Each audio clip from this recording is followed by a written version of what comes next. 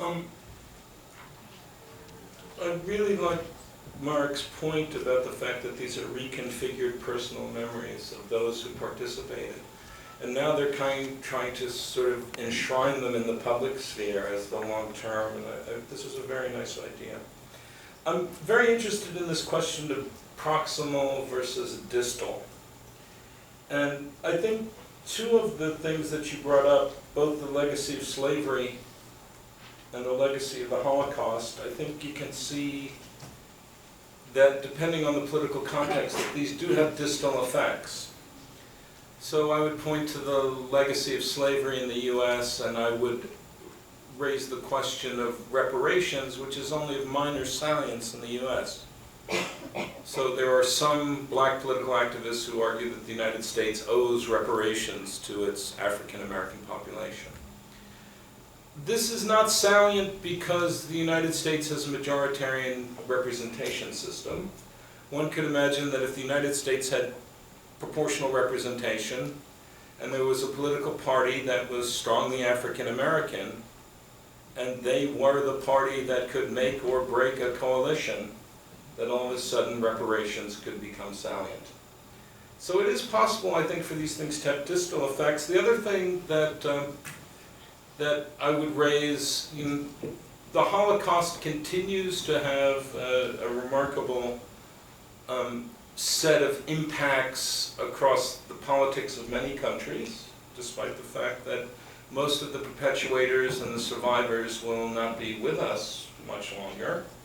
And I saw a very interesting article just the other day that these things do have a kind of transgenerational transmission. So there was, for instance, a bit of polling done in Israel that showed that the children of Holocaust survivors were more afraid of Iran than other Israelis.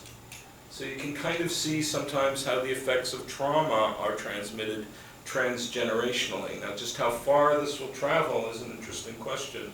But I think with the right set of circumstances, with the right set of salient issues, that things can still have a political impact in a distal framework. I think, your point about does politics always play a big role? So, depending on who was in power during the commemoration and what their relationship was to the extrications pattern, this played a big role, and this is very important. The question is, how will this be repeatedly salient over time as these actors fade? That's a very interesting question.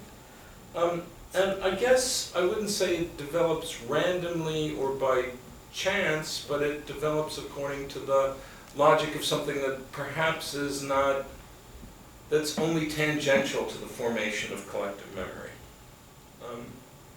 And one other thing I'd like to say too, that I'm with you on mid-range political theory. It's, or mid-range theory general in social theory. It's something that we truly appreciate in comparative politics as well. Okay, so now let us open the floor. The first question, comments, yeah. Thank you very much. Extremely interesting presentation. I have one observation and two questions, if it's possible. Obviously, I think we can agree that what is being said for the eastern part, in terms of memory, especially the one warrior memory, can be also applied to the West. And in my mind, it comes to me England, in the sense that the fascist parties in the 30s, mostly in England, wanted to make a battle on the warrior memory, and lost. And I agree with you that when these extremists lost with the model of you brought forward where Hungary, when warrior memory won, there was an economic tragedy, or while in Poland, where they lost, it was successful. And even with the same manner, I think also Churchill, when he lost the election in 1945, perhaps it can be related also to this issue, when then Labour won Clement-Attlee. No, it was a landslide victory. And Churchill wanted to use the memory of war to win the election. Now, my first question is this. Sorry, I'm going to move a little bit away from the East and go into the West. Being political sciences, what do you think about Farage party in the UK and the issue of memory? Because I think there's also been playing a part, and is there going to be change in the UK, where normally the UK was anti-fascist, no? Or at least losing on the issue of memory, and now it's like a sort of return. Then, incidentally, but, and this can appear as a counter-argument if you look at history, fascists started by destroying the memory of war. If you look at the origin of fascism, it was the annihilation of history, D'Annunzio, and even to a certain extent Nietzsche. Therefore, were their inspirations. Therefore, there was a little bit of a change then how things now going to a certain extent into a circle. And the last thing, sorry, I'm putting all these things together, the issue of slavery. Because I think there's a difference in slavery, for example, I come from the Mediterranean, and in the Mediterranean the issue of slavery is not anymore a question of memory. We had Muslim slaves in Christian lands, and Christian slaves in Muslim lands, and I don't think there is any antipathy between these two areas resulting from slavery. Perhaps from religion, yes, being Muslim and Christian, but definitely not slavery. Thank you. Yeah, can we have immediate reply? I'll go with Farage. Okay. I mean, I sort of think right-wing populism, both in the United States, I would say, and in Europe, kind of has a mythical past of happy white people living in concert with each other. And we all know that, well, we can all have our own opinion of that, but it sort of appeals to that, and I agree with you. You know, it's, Ronald Reagan had a United States that was, everybody lived in a single-family house with a white picket fence, and everybody walked to school, and everybody's mom stayed home and baked things, and every dad had a job in which he could make wages, and there's, there's that mythical past, which, if it ever existed, it's hard for me to find it, but that's sort of what the appeal of right-wing populism is.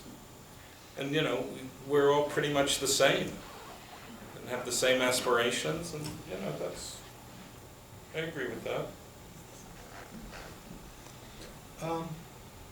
Well, since I lived in London for 3 months now, I guess I'm an expert in British politics. And those are great questions, really. So I will tell you, whatever, I'm not studying British politics, but I'm kind of immersing myself in it, and I watch news try every day, right? So what I'm getting, somewhat unsystematically, because I'm a bit busy, but I think it's a really interesting, I never thought about it, thank you for this thought, that of course those parties will have some memory politics, right? But what I see maybe a little bit more, because of I've looked at the DEM and the National Front a little bit more than UKIP.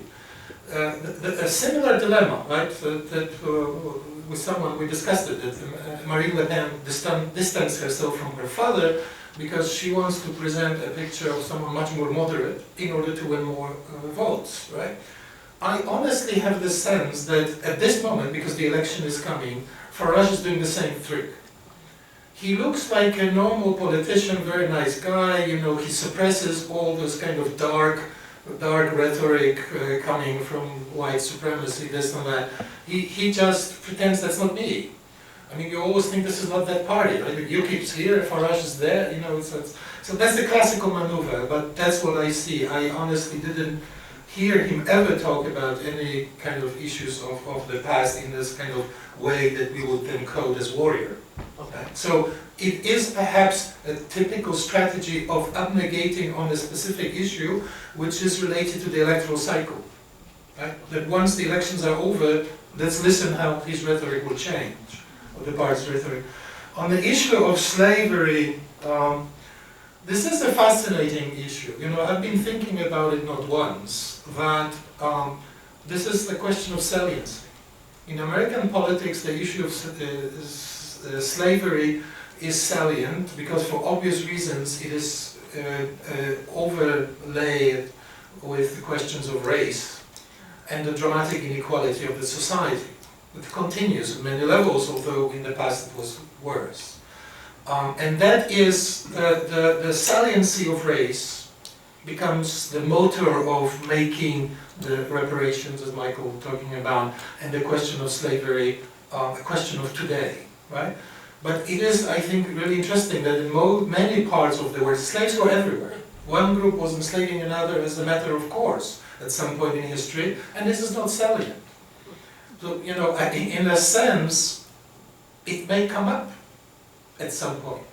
From time to time, those explosions happen. You know, when thinking about cutting, right, the very, very important event that sits at the center of Polish-Russian relations, right? And some of you may be quite familiar with it, I'm not going to go through the whole story. But what emerged, and I honestly didn't know that in the last few rounds of the debate, is the treatment of Russian POWs by Poles after the war of 1920-21. And the thought that what Stalin does to Polish officers in Katyn is the revenge for what Poles did to Russians in 2021. So suddenly it becomes, you know, what a big deal, quid pro quo. You killed ours, we kill yours, right, kind of thing. So at any moment, I would suspect any of those, at this moment, latent issues of memory of slavery can come up. I wouldn't be surprised that someone brings up something from even a few hundred years ago. A little bit on the fascists. Neither one of us is an expert on Italian fascism, but I wonder, so it seems to me that perhaps interwar fascism and communism are in some sense perspectives. They have solved the riddle of history and they're marching into some kind of translucent future in which the riddle of history will be solved, right? Futures themselves, that was the idea. Right. So this is the interesting thing, is what happens to our memory regime when aggressive perspectives enter into the memory field and then engage on a particular memory regime. And we suspect, though we haven't studied it because we don't have perspectives, that perspectives can have the same kind of fracturing effect as warriors. So instead of having a mythologized past, they have a mythologized future. And so I think that kind of thing might work in our framework. I don't see there's any reason why it wouldn't necessarily work in the West, but I would like to see somebody test drive it and see if the wheels spin in the same way they did in post-communist Eastern Europe. Let's put it that way. Thank you. We are running a little behind the schedule, so I propose I shall collect the two questions, comments. Please keep them short, and I shall ask the panelists to respond shortly as well. All right? Thank you. I would like to ask about possibility of mnemonic diplomats, mnemonic diplomacy. I mean that, you know, the end of 90s, at the end of 80s, in the late period of Gorbachev, there was quite popular expression that in the Soviet Union that our past is unpredictable. The past is even more unpredictable than future, and historical articles start to be even more popular than everyday news. You know that, and many historians try to explain why the past start to be very unpredictable, because we lost our diplomacy, because in the period of Brezhnev, Politburo controlled diplomacy of the past. It means that it was political solution who should be cut from the pictures or who should be added. For example, to cut Khrushchev from the picture with Gagarin or to add him to the picture. It was political diplomacy, and this political diplomacy is completely other actors than warriors or pluralists. Thank you. Thank you. And there is very brief, maybe you could elaborate a little bit more on the unified memory, because I think I really don't understand why you introduced the type of memory, because actually it doesn't play any role, and and your definition is no warrior, no pluralist, and then you have only the abnegators and the prospective. So what exactly does unified memory embrace? All right, I request brief replies. So, Concise. I guess we will have to talk after the session for a longer explication. Our idea of unified memory was driven by, as I mentioned, by what was happening, which we know well, under communism. Right? So, nobody. We do not believe that any political actor, any cultural entrepreneur can achieve full hegemony. And it's been shown many times that it is not possible. But some systems, due to a very specific apparatus, in this case preventive censorship, can come close to the dominance of a public sphere. Hence you have the phenomenon of samizdat and information coming from abroad and so on, because the story that is in a given place is so tightly controlled. So that would be the situation of unified memory. But when you need a warrior, don't you? The warrior to... You need a warrior for... Oh, that sense, yes, in order to get there, you need a warrior. But once you got there, there will be no more contest. Right? So it is an ideal type, that's the way I see it. The moment a warrior emerges, right, in the sort of more oppressive phase of a system like that, the warrior is shot or whatever, eliminated, imprisoned, silenced. So the warriors, potential warriors, will be always emerging, but the point is, and this is very important, we didn't emphasize it, this is the analytical scheme that really works only in a modest or relatively well-developed democratic setting. We realized very early on that the theory would have to be seriously changed for non-democratic settings. So maybe that's the essence of my answer. Right? I have a slightly different take on this than my colleague. Okay. I would emphasize this is only about countries that are minimally democratic. We would have to develop a different theory for authoritarian memory politics. Second, we're not worried about perspectives because there were no perspectives in the region. If we were trying to do a scenario in which there were perspectives, we'd have to think through and theorize that better. So what we mean by unified is abnegators. And I believe abnegation emerges in two ways. It has to do with non-salience of memory issues.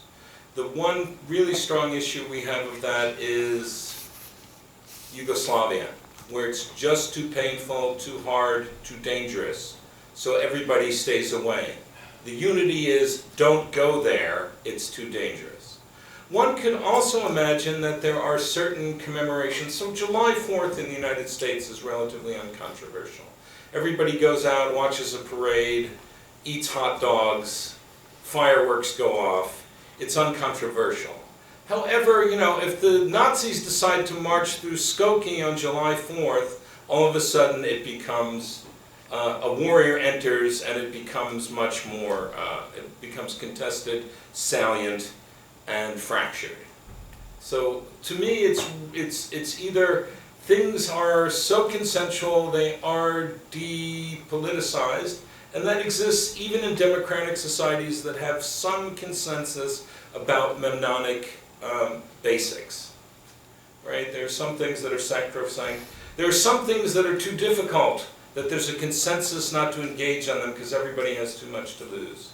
So that's how I would do unified. So my take might be slightly different from yours. Well, and please remember that this is a description of this particular memory regime in this moment in time. We do believe that those things change. One thing, just think quickly about the difference, which we didn't sort of work systematically through, the 20th anniversary versus 25th anniversary. One case that I witnessed was Poland. In a few years before, we wouldn't be able to predict what's going to happen on the 25th anniversary. No way. And what happened is that the major warrior, which is Kaczynski and his party, abnegated. Kaczynski actually pretended that he was sick on the day when Obama came to Warsaw to help celebrate the 25th anniversary of the fall of communism. So completely different tenor, the whole memory regime on remembering the fall of communism changed completely because of the major actor decided to abnegate instead of being the warrior. And very quickly on mnemonic diplomacy, it's a very interesting idea. If I understand that the concept of diplomacy would mean that you are ready to negotiate one way or another, right? So that would very nicely fit into our concept of pluralists. That in order to, that's the essence of pluralism. That an actor who says, I have my own vision of the past, you have your own vision of the past, let's sit down and let's figure out how far our agreement can go, and if we disagree, let's remain civilized about it. But you are talking about you are talking about democratic diplomacy, but Yes. there is authoritarian diplomacy as well. Yeah, well, but that takes us to, as we said earlier, to a completely different kettle of fish, let's put it this way. I would just mention on that, if any of you, the phenomenon of commissars vanishing from pictures, there's a wonderful book that was done several years ago called The Commissar Vanishes, which collects many of those photographs from the era of Stalin. So you can see the before and after, before somebody has been airbrushed out of the picture. So if you're interested in that kind of manipulation of memory, it's really a great resource to work with and a really great book to work with students with, because they can really get to see those kinds of politics in play. Well, thank you very much, the presenters. Thank you, the participants. And I announce now a break for coffee. And coffee break is in Vero Cafe downstairs, ground floor in the basement.